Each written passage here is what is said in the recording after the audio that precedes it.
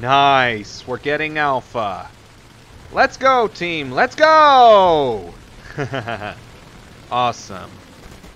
Yeah, oh god. The fuel tank's been hoed. Whoa, whoa, whoa, whoa. Did he fall in the water? Wait. Where did he go? Did he fall in the water? Where did the RU-251 go? Let's see. There I am. There's the RU. He backs up and... Oh my god. Oh man. Poor guy. I mean, even if I didn't shoot him, he would have drowned anyway, so better for him to go out by me.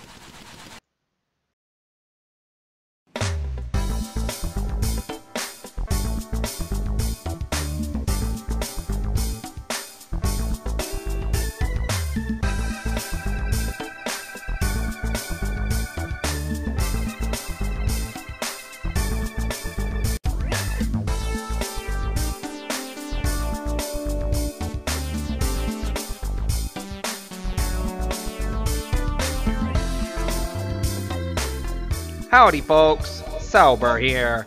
Welcome back to the channel. Today's video we will be taking out two awesome machines, the M1 Abrams and the FJ4B VMF232. Now I know what you're thinking. Sauber, why don't you use the IPM1? Or excuse me, the M1 IP. I know the name is interchangeable, but most folks, including myself, prefer M1 IP over IPM1. And I'll explain why I'm using the standard M1 in a moment. But the other vehicle we're going to be using is the FJ4B VMF232. Now, as you recall, the last time I had a video on this thing was incredible with its, essentially you could call them TV-guided missiles. The reason I say TV-guided is because while they're technically manual-guided, I'm not sure if it's not laser-guided because it's manual-controlled, where the pilot controls them himself, but there's no TV guide. There's just a tracer. Now, as you may recall, these things are incredible. They're essentially guided Tiny Tims. But also, as was mentioned in the footnote of last video, if you want to call it that, they removed the TV guide feature while I was making that video. So now you're using them, but you're not using a TV guide, where you can hold the U key down, which is the default chase key for weapons. And as you'll soon see, I actually think they're better without that TV guide feature because you don't have that buggy camera. Anyway, going back to the M1 Abrams, the reason I'm using that instead of the IPM1, or, oh my, there I go again, M1 IP, is because very soon now, War Thunder will initiate the November sale. Now what that is that every year, because War Thunder went into open beta on November 1st, 2012. That was the very first time War Thunder went open to the public, because previously it was in CBT. I don't know how long it was in CBT, because I didn't join War Thunder until February of 2013. But nonetheless, I have played the game for a long time, and my goodness, that poor T-55. Feels bad, man. I mean, good for me, but bad for him. I mean, I almost didn't see him. If he'd been using Sabo, I probably would have been dead. But thanks to that slow-moving ATGM, I was able to get away clean. Anyway, the November sale, every year in November, although last year they started the sale a little early. I'm not sure if they'll do it this year, but last year they started it on October 27th, 2017. And that's basically, I guess you could say, War Thunder's anniversary sale. So you get two sales in 2 months. You have the November sale in November, cough cough, also October, and a second major sale, which you all know as the Christmas sale. Which, like the November sale, or excuse me, like the Christmas sale, the November sale offers a 50% discount in silver, purchasing non-premium vehicles in Silver Lions, 50% discount. And for most premium vehicles, you get 50% off discount in gold. And the reason I say most premium is because bundles sadly do not count.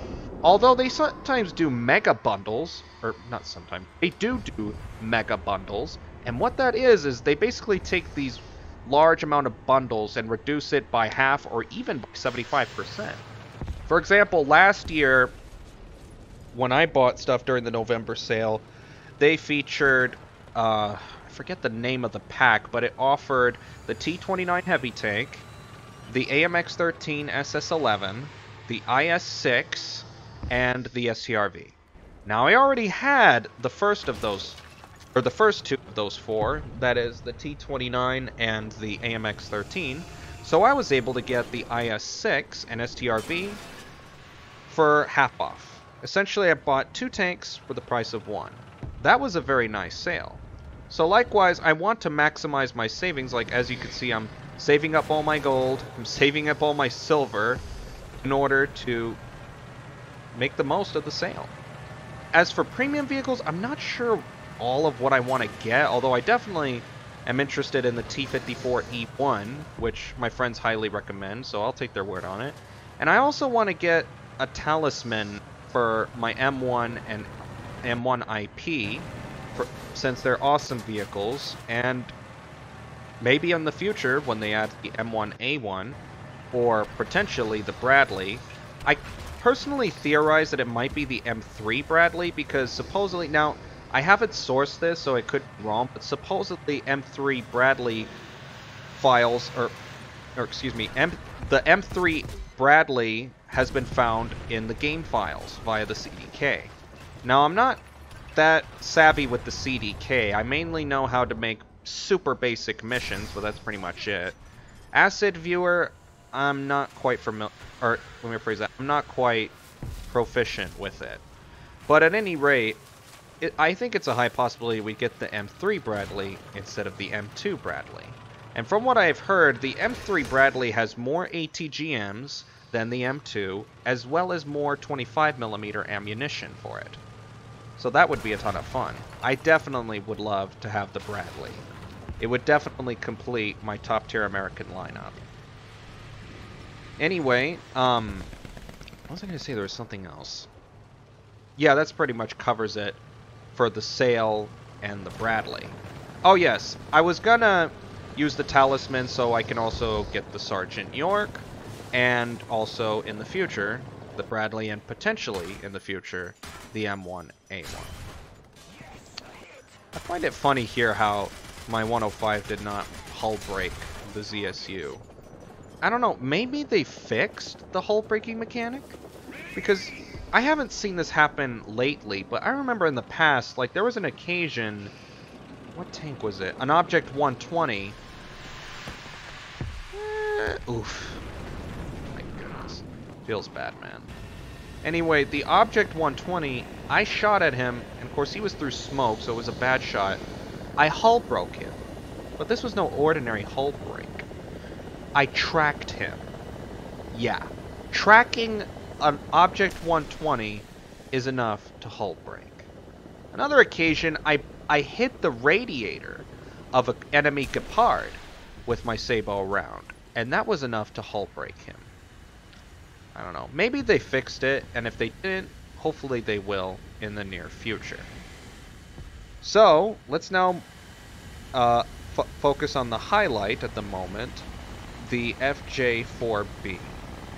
Now, as you can see, I mean, sure, granted, I was a little close range on that one engagement, but as you'll see later on, I don't know if I just got lucky or the ATGMs are still, I guess you could call them, I don't know why I call them ATGMs. They're technically air-to-ground missiles, or ATMs, but I still call them, just out of habit, ATGMs.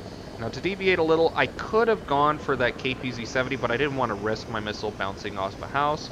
But needless to say, I was able to get that T-80. Direct hit on his upper plate. Fantastic right there. And we actually have a helicopter here. I personally have not tried going after, or let me rephrase that, have not tried taking out a helicopter first thing in a match, But I have seen some helicopters take out some vehicles early on. Like, I was in my M1 game. M1 game? M1 on one game. That makes more sense.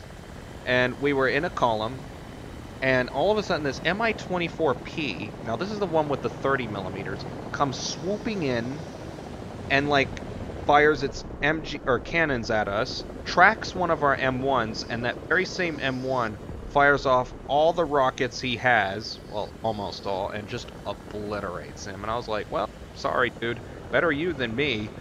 And then I was able to whip my gun around and get some good hits on the Mi-24P right before another M1 was, or excuse me, an MBT-70 was able to shoot him down with, of all things, an ATGM.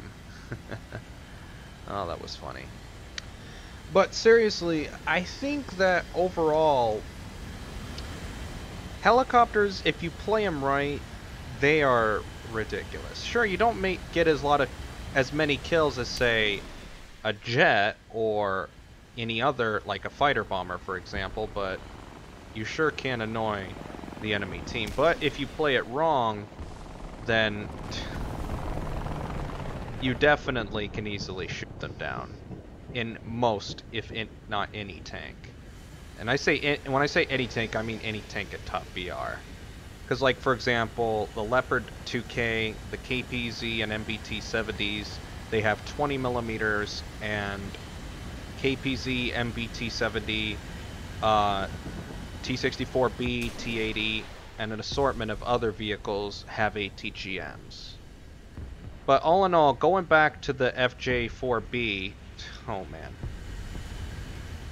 Like, that one shot I was able to get on that T-80, I do not know how I was able to maneuver the missile right in onto, basically, I think where his track was, and then essentially one-shotting him. But this is amazing what you see here. Boom. Boom. 2 tanks destroyed in rapid succession. 4 out of 5 missiles were victories. Destroyed 4 tanks, and yeah, fun times with the FJ4B. Now, as you can see here, I have already rearmed, and I don't know what the deal is, but there's a bug in the replay. I didn't notice this when I recorded, you know, my first video on the FJ4B, but the missiles for some reason do not render, even though, oh, excuse me, I clearly have some, as you will soon see here. Now, it's funny, somebody was telling me in the chat earlier, it was like, that's a MiG, watch out, and I was like, it's too slow to be a MiG, and then I hear its prop, and I was like, yeah, that's a propeller-driven plane. And it turned out to be an I-185. Now, I know it's not an issue with the replay, because I remember when I was playing the actual battle, I was like, man, I'm going to miss this guy. But then he got destroyed anyway. I probably mentioned this before, but I can't help but wonder if it's like a server error. Because I've seen other videos on YouTube where people get shot down. They're like, but he was not aiming at me. And I'm like, I know, I feel you. It's happened to me both sides of the table. Occasions where I felt like I should not have been shot down, and other occasions where I'm like, I should not have shot this guy down. Man. That one wasn't even close to that T-64, but I guess you can't complain when you hit that ammunition carousel. Now, unfortunately, this battle did not turn out as a win. We could have got Bravo at least, but this MBT-70 here was not willing to push up, which, if I was in his position, I would have been like, you know, I might as well, if I die or not, because we need to capture the zone. I mean, we may not have been able to win that match, but we definitely could have at least, you know, kept the game going long enough for us to get more points, or just, you know, drag it on for the enemy team. Speaking of teams, for the M1, American teams overall, I think with the new spawn point system, especially with the changes for aircraft, because one of the highlights, excuse me, I forgot to mention this at the beginning of the video, is that the first time I made the video on the spawn change, it did not affect aircraft. But since that video was published, it has affected aircraft. Now how it works is, and now I have to admit, I thought this applied, when it said that it applied to aircraft 8.0 and above, I thought it meant, like, for example, you could take a P-47 into 10.0 battles, and it would still cost the same as it was if you were playing, like, let's say, its proper BR, 4.3. But I was wrong. If you get into a battle that's 8.0 and above, like, I kind of feel like they should, like, change it up a little bit, at least for 8.0, and the reason I say that is I was playing out a 7.0 battle with the Russians with my T-44-100, and I got up tiered to be 8.0, and my aircraft, even though none of them were 8.0, still costed the same as an 8.0 aircraft. Now how it works is, if it's below 8.0, it works as the system has always been. Or not always been, but has for the longest time. If you're above 8.0, any aircraft that's capable of carrying bombs or rockets or ATGMs costs 720 points. It doesn't matter if it's a prop or a jet. If you go into an 8.0 battle or higher, that new spawn cost system or rule will apply. Now, it's not necessarily a bad thing, because, well, it depends on how you look at it. It's not bad because overall, you can still gain up enough points to get into an aircraft. You just can't, like, spam aircraft. Like, get into an aircraft, bomb some tanks, like 1 or 2, and then immediately hop into another aircraft. You need to do sufficiently well. Now, I haven't tested this fully, but all in all, I think it actually encourages players to use tanks more. And while the American side, for a while, has had the best CAS at 10.0, it definitely still has the best tanks. Now, as you know, well, not all battles are just a win-win. Like, you saw that last battle with the FJ4B, we lost, but that was a pretty decent game. Like, we played it out nice and long, which is honestly how I would prefer my battles to be lost. No, instead of it being a steamroll, it's like, you did all you could, you did your best, you can go home, pat yourself on the shoulder. But on the other hand, sorry, I got distracted. Anyhow, going back to the CAS, sure, you still have good CAS, but you still have the best tanks. And now that there's 2 non-premium M1 Abrams as well as the XM1, you essentially, and if you choose to use the MPT-70, which I definitely do, but not in this video, it definitely serves as a great backup vehicle, because it's cheaper than the M1 in terms of spawn costs, and yes, even repair costs, but I just love the MPT-70. It was a ton of fun when I bought it back in 2017, and it is still fun today. I no longer use it as a primary vehicle for top tier, but it definitely works excellently as a backup, and I definitely will keep it in my roster when I get the M1 IP. Because my lineup will be the M1 IP, the M1, and the MPT-70.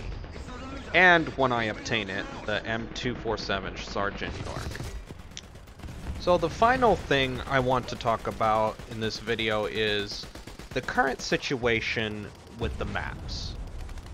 Now, as you've seen in the 3 battles so far, they have been relatively small maps. They haven't been the giant maps like Fulda or European Providence, which is basically a larger version of the Eastern Europe map you see here. Now, my theory is that, now of course, some maps are better than others. Like, Fulda is a good size, and Poland is a good size, but the way I see it, like, with European Providence, because I love the Eastern Europe map, which is this map. I guess because it was the second urban map ever added to War Thunder, and well, it hasn't changed all that much. What has changed is the addition of European Providence, which I can't remember off the top of my head what version of the game it was added. But unlike Fields of Poland or what's another large map? Volokholamsk. Because at least with like Volokholamsk, for example, it's snowy and there's lots, and I mean lots of trees and forests to hide in. But and then of course with Fields of Poland, you also have a good number of trees, you have the lake, you have strategic positions, there's that huge town in the middle where you can hide. But on European Providence, it's basically 2 hills, one on each end of the map, and then a low-lying city with a river smack dab in the middle. Now the reason I think that's not really the best setup is because 2 sides can go on the edges of the hills and just shoot each other from across the map. Whereas on Fields of Poland and even Volokholamsk, it's not necessarily the easiest thing to do. Because on Fields of Poland, you have to go at least to Alpha or Bravo, and then you can start shooting each other from, like, if you're in Alpha, you can shoot into Bravo, or if you're in Bravo, you can shoot into Alpha. And I discount Charlie because both sides can do that. And on top of that, with Alpha and Bravo, if you're in Bravo, I probably have this backwards, but you can reverse into cover thanks to the terrain. And on Alpha, you have a number of buildings, non-destructible buildings, you can hide behind. And then on Volokholamsk, it's just so large that, well, you can't really shoot from spawn to spawn. And when I say spawn to spawn, I don't mean literally spawn to spawn, but I mean like a couple 100 meters apart from the spawn. Like on European Providence, you can drive just like 500 meters, or more like 300 meters, and then boom, you can already see the enemy. And they either shoot you, or you shoot them. But it's ridiculous. So I think with European Providence, if they just changed the terrain just a little bit, or maybe even the spawn locations, that could probably balance it a little better. But yeah, all in all, some large maps are better than others, that's for sure. I definitely love, like, Eastern Europe, but not European Providence. So we'll see what changes could be offered in the future. And yes, me and that 163 were team killed by that FJ4B. But hey, it was the end of the match. It did not count against any of us. Anyway, that is it for today's video. Thank you so much for watching. Hope you're enjoying the videos so far. They are definitely fun to make, and while I'm not able to do them as often as I'd like, I am glad that I'm able to do them nonetheless. It's a lot of fun. So, yeah. Oh, yeah. In the next video, I'll be discussing Helicopter Arcade 2.0, which is basically a helicopter video highlighting helicopter arcade battles on the live server and what has changed since the dev server. But anyways, have a great day. Stay safe. Peace out.